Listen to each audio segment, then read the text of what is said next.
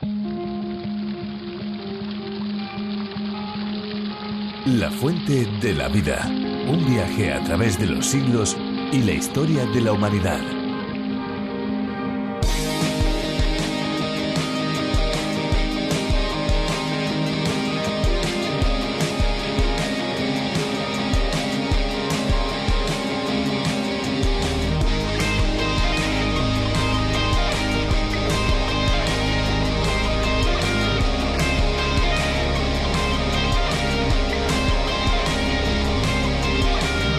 La higiene personal es fundamental para la salud, evita las enfermedades y ayuda a conservar la piel y mantener el cuerpo libre de olores desagradables. El agua es el elemento básico para la limpieza, pero debemos usar las cantidades necesarias. Estar demasiado tiempo en la ducha consume decenas de litros. Usar el agua en la medida correcta ayuda no solo a conservarla, sino también en la economía familiar.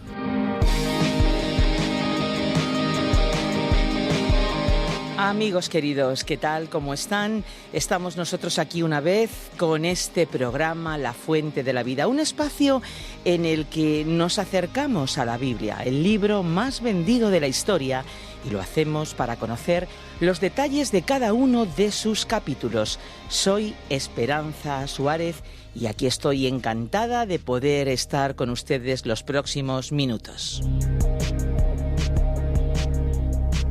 Es que la Biblia es un libro único, especial, un libro que ha cambiado la historia. Es el bestseller por excelencia. Y no se trata solamente de un libro cualquiera o un libro que muchas personas compran y lo tienen ahí guardado en sus estanterías, en sus bibliotecas. No. Es un libro que está siendo difundido por todos los medios de comunicación, incluso también por la radio. Este es el caso de las versiones en audio de la Palabra de Dios. Y no solamente eso, también los estudios que se hacen de este conjunto de documentos es tan maravilloso. Este es el caso de La Fuente de la Vida, que es una adaptación del programa original de John Vernon McGee a través de la Biblia y que hoy se escucha en decenas de países. A España el programa llegó por medio del minucioso trabajo de Virgilio Bagnoni, profesor de Biblia.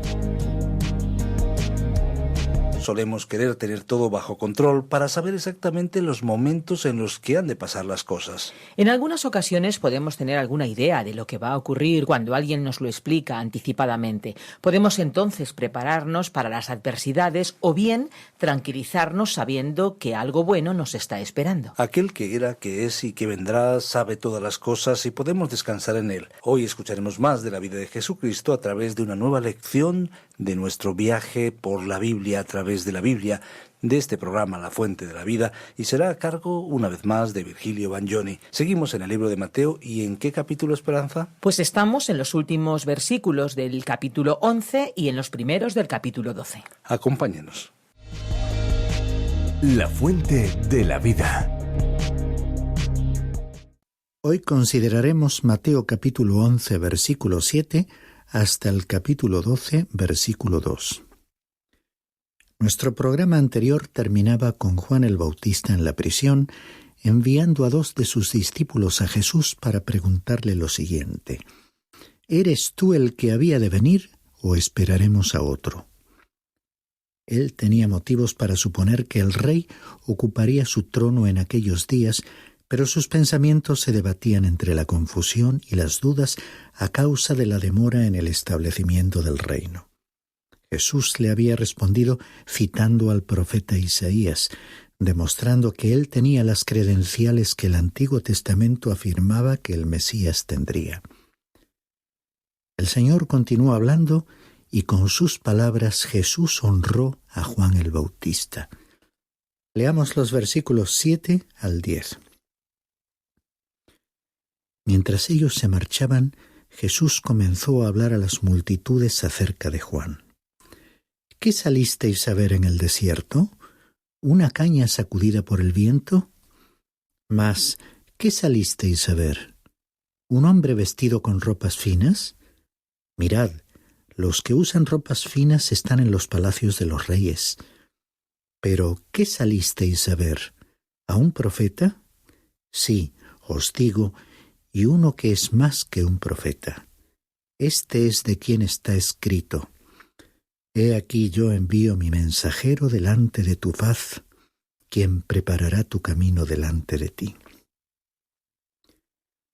Aunque generalmente los intérpretes han considerado que aquí la caña se utilizó para explicar lo que Juan no era, yo prefiero pensar que Juan era como un viento que sacudía las cañas. En nuestro tiempo, muchos mensajes proclamados desde el púlpito son débiles en su impacto e influencia, estando sometidos a las preferencias de los que oyen. Es como si el mismo púlpito fuese una caña sacudida por diversos vientos. Gracias a Dios que Juan el Bautista era como un viento que sacudía las cañas. Además, el Señor resaltó que Juan representaba el cumplimiento de la profecía del libro del profeta Malaquías, capítulo 3, versículo 1. Era el mensajero especialmente elegido para presentar el Mesías a Israel. De acuerdo al Evangelio de Juan, capítulo 1, versículos 21 al 23, Juan el Bautista era tan solo la voz del que clama en el desierto. Leamos el versículo 11, pues Jesús continuó diciendo: En verdad os digo que entre los nacidos de mujer no se ha levantado nadie mayor que Juan el Bautista. Sin embargo, el más pequeño en el reino de los cielos es mayor que él. A veces se ha debatido la cuestión de quién fue el más importante frente a personajes como Abraham, Moisés o David. Aquí Jesús declaró que Juan el Bautista había sido más grande que nadie en la historia pasada. Ningún personaje pudo superar a Juan el Bautista. Pero aquí también dice que el más pequeño en el reino de los cielos es mayor que él. Cuando el Señor Jesús vino, comenzó a llamar a un grupo de personas que fueron incluso mayores que Juan el Bautista. ¿Cómo pudieron ser ellos más importantes? Por estar unidos a Cristo y revestidos de su justicia. Leamos el versículo 12, porque Jesús además dijo: Y desde los días de Juan el Bautista hasta ahora, el reino de los cielos sufre violencia y los violentos lo conquistan por la fuerza. Este es un versículo difícil de interpretar porque la citada fuerza puede ser interior o exterior. Es cierto que las fuerzas externas del mal, desde fuera, tratan de destruir al reino por la fuerza. Pero también es cierto que aquellos que están sinceramente comprometidos presionan, es decir, que tratan de entrar al reino violentamente. Esta expresión tiene connotaciones de necesidad y desesperación. Ya hemos visto a aquel joven que corrió y se postró a los pies de Jesús diciendo: Maestro, te seguiré a donde quiera que vayas. Tenemos pues estos dos aspectos. Al reflexionar sobre ello, no tengo claro qué quiso decir él exactamente. Puede que se haya referido a ambos aspectos. Leamos ahora los versículos 13 al 15 en los que Jesús añadió: Porque todos los profetas y la ley profetizaron hasta Juan. Y si queréis aceptarlo, él es Elías, el que había de venir. El que tiene oídos, que oiga. Juan el Bautista había cumplido la predicción del mensajero que iba a venir, de acuerdo al citado pasaje de Malaquías capítulo 3, versículo 1. Podría surgir la pregunta: si Israel hubiese aceptado a Cristo en su primera venida, ¿habría él establecido el reino inmediatamente y Juan el Bautista habría sido Elías? La respuesta es afirmativa. No sé cómo podría haber ocurrido algo así, pues solo sé que esto es lo que Jesús dijo. Algunos podrían argumentar que si Cristo tenía la intención de ir a morir a la cruz, entonces su ofrecimiento como rey no era sincero. Por supuesto que fue sincero. Bueno, el caso es que, continuando con su actitud de alejamiento de Dios y su revelación, ya evidente en los tiempos del Antiguo Testamento, los judíos no le aceptaron, le rechazaron y le persiguieron. Así es que las preguntas hipotéticas plantean problemas inexistentes. Los 2 versículos siguientes incluyen una de las parábolas del Señor expresada con sarcasmo e ironía, y que Él no pronunció para herir ni hacer daño, sino para ilustrar una gran verdad. Leamos los versículos 16 y 17. Pero, ¿con qué compararé a esta generación? Es semejante a los muchachos que se sientan en las plazas, que dan voces a los otros y dicen: «Os tocamos la flauta y no bailasteis, entonamos endechas y no os lamentasteis».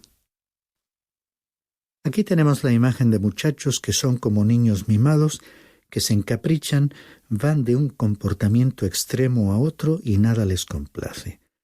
Así era la generación a la que Jesús estaba hablando, y así es también nuestra generación.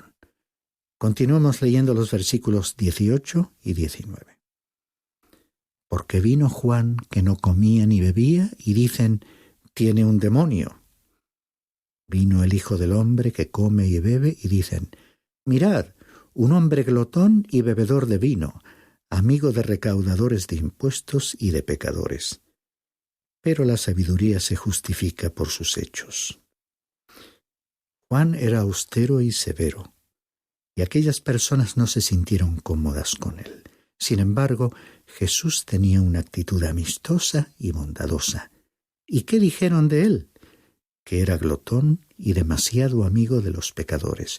O sea, que no les agradó Juan ni Jesús.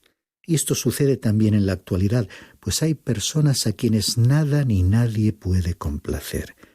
Cada vez hay más gente descontenta e insatisfecha. Comenzamos ahora el párrafo en que Jesús rechazó a las ciudades que no se arrepintieron. En este momento del relato se produjo un cambio muy grande.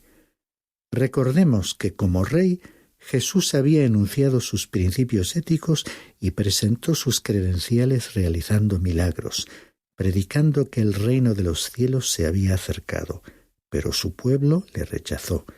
Este rechazo le hizo tomar una decisión y entonces les rechazó como pueblo. Como él era el rey, tenía la última palabra. Leamos los versículos 20 y 21. Entonces comenzó a increpar a las ciudades en las que había hecho la mayoría de sus milagros, porque no se habían arrepentido. ¡Ay de ti, Corazín! ¡Ay de ti, Betsaida! Porque si los milagros que se hicieron en vosotras se hubieran hecho en Tiro y en Sidón, hace tiempo que se hubieran arrepentido en cilicio y ceniza. Corazín y Betsaida eran ciudades del norte, cerca de Capernaum, donde Jesús tenía su centro de actividades.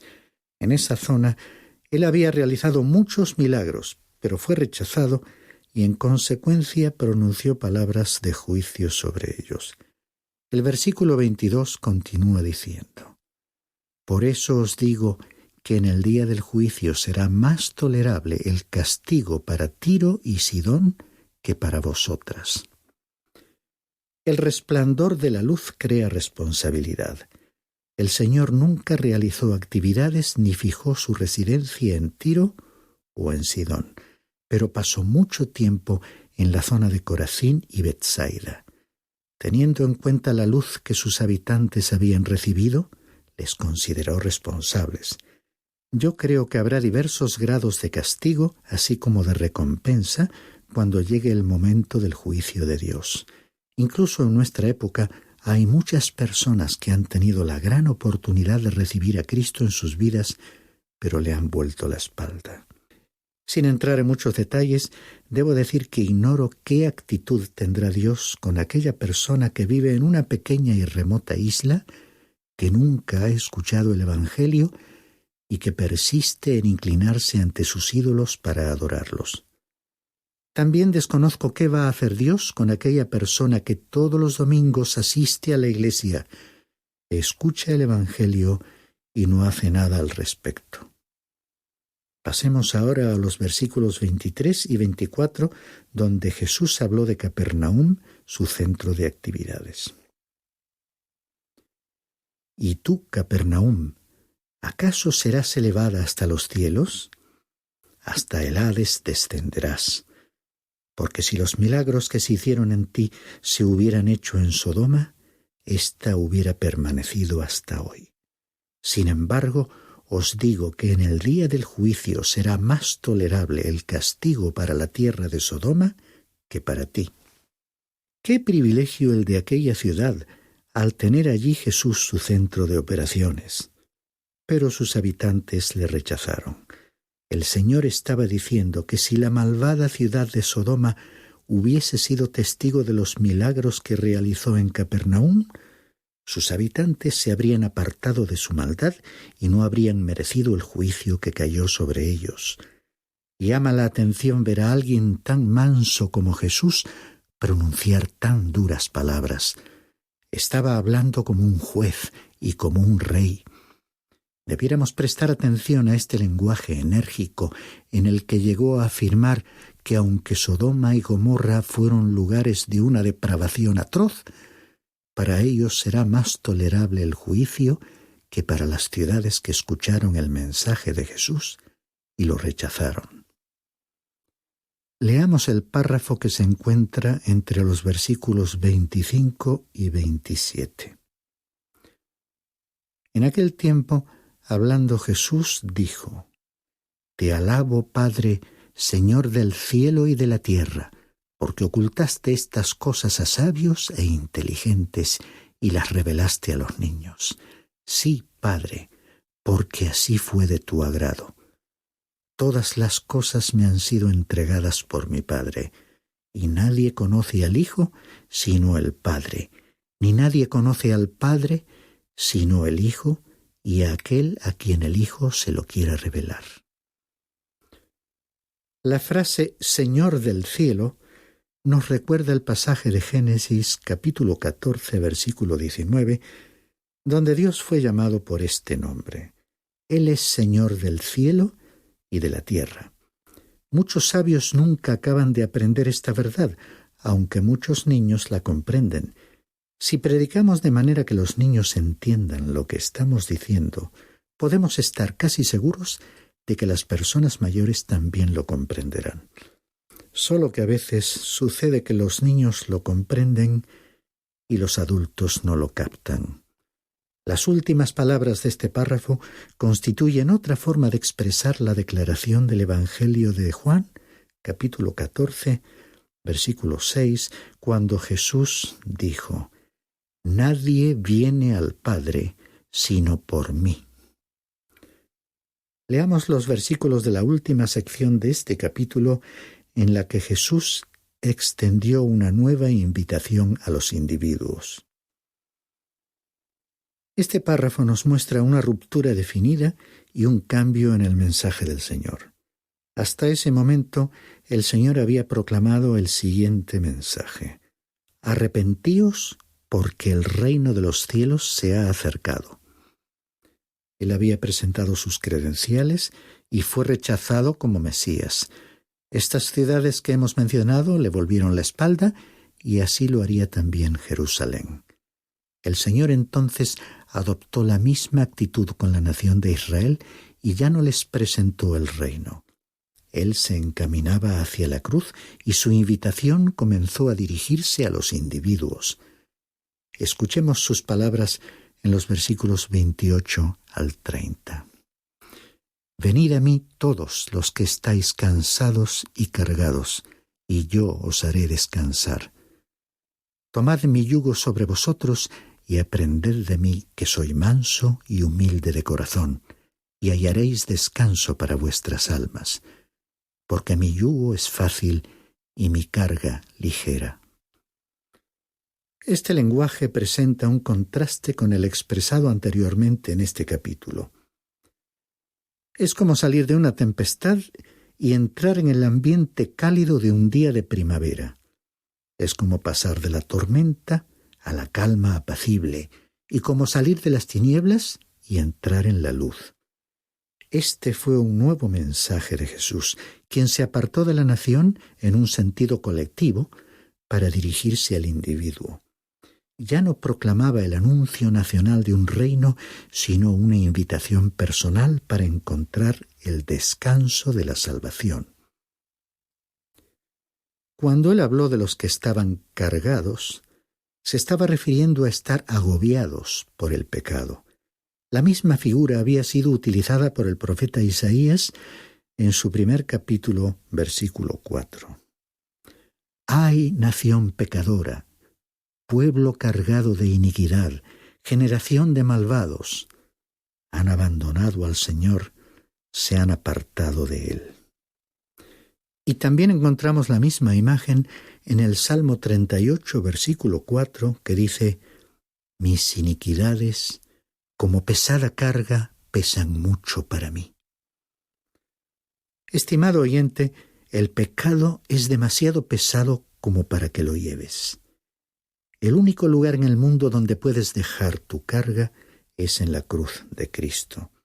Él la llevó por ti y te invita a venir a Él trayendo tu carga de pecado.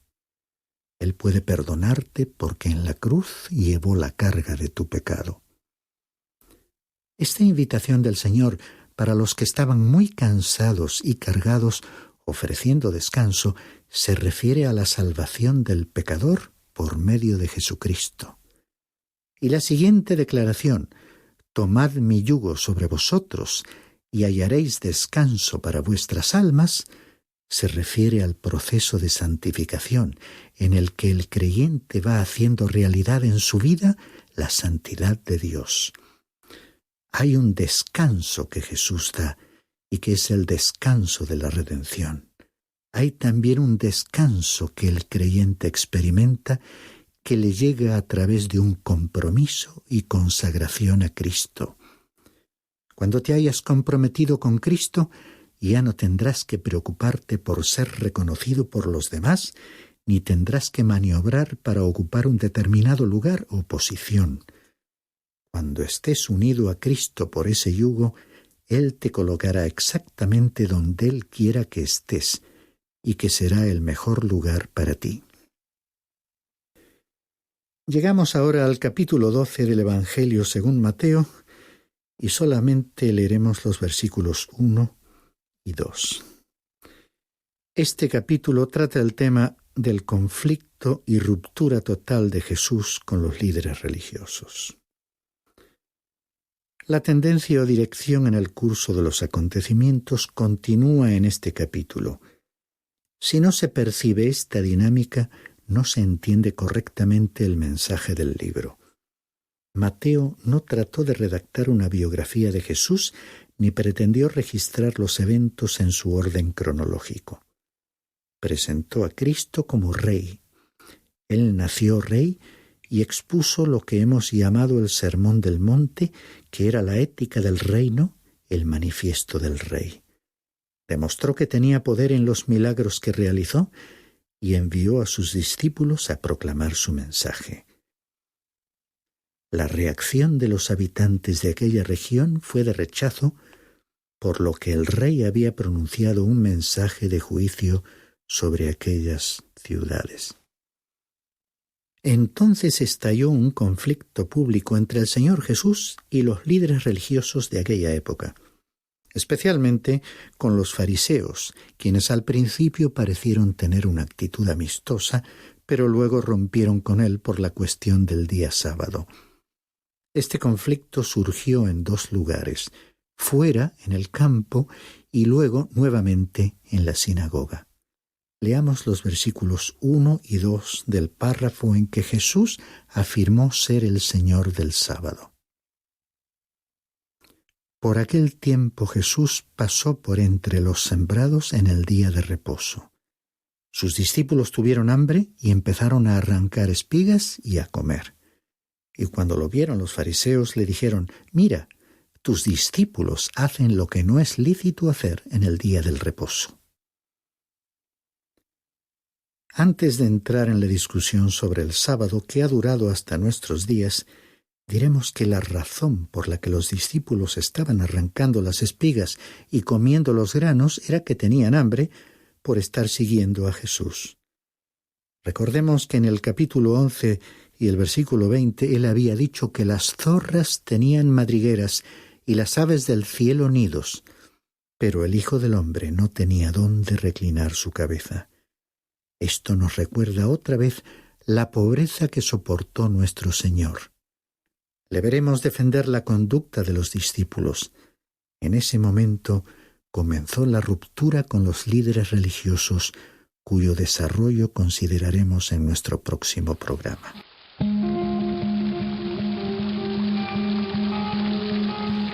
Ya estamos finalizando el programa de hoy, pero nuestro recorrido por las páginas de la Biblia no se acaba aquí. Los programas están disponibles en lafuentedelavida.com y también en la aplicación La Fuente de la Vida, que también se puede encontrar con el nombre de A Través de la Biblia.